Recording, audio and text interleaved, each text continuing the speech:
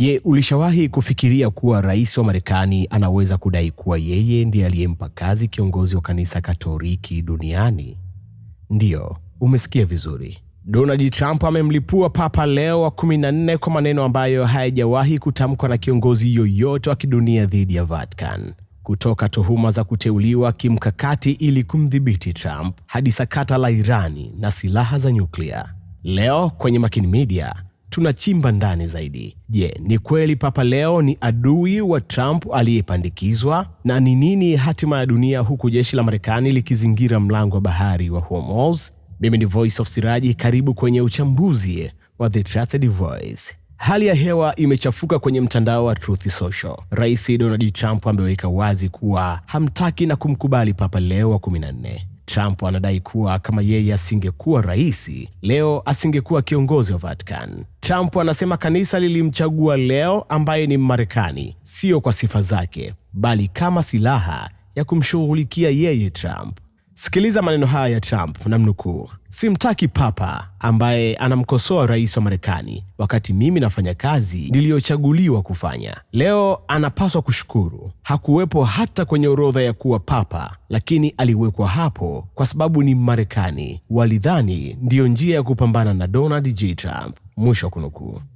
Trump haishii hapo. Anamshtumu Papa Leo kukutana na watu wa mlengo wa kushoto, wafuasi wa chama kama David Axelrod, ambao Trump anasema walitaka mapadri wakamatwe wakati wa COVID-19.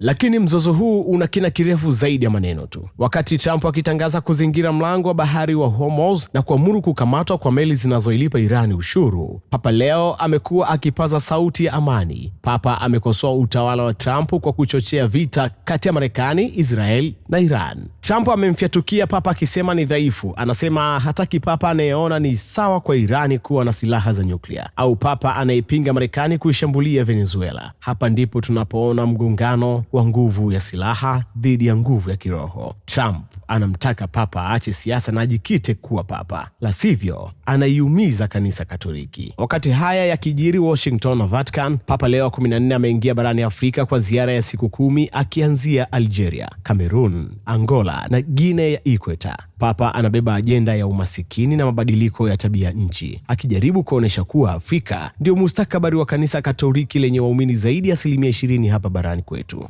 Lakini swali kubwa ambalo dunia inajiuliza, je, sauti ya Papa Leo itasikika barani Afrika wakati kiongozi mwenye nguvu zaidi duniani Donald Trump anamtangaza kama kiongozi dhaifu na mwanasiasa? Hii ni vita ya aina yake, na Makini Media tutaendelea kukujuza kila hatua inayojiri. Nini maoni yako? Je, Trump yuko sahihi kusema Papa anatumika kisiasa, au Papa anatimiza wajibu wake wa kutafuta amani duniani? Dondosha komenti yako hapo chini, na kama bado haujajiunga na familia ya Makini Media, hakikisha unafanya hivyo kwa kubonyeza alama subscribe na kubonyeza alama ya kengele ili kuwa wa kwanza kupata taarifa pindi tu tunapokuwa tumekuletea. Mimi ni Voice of Siraji na hii ni Makini Media, The Trusted Voice.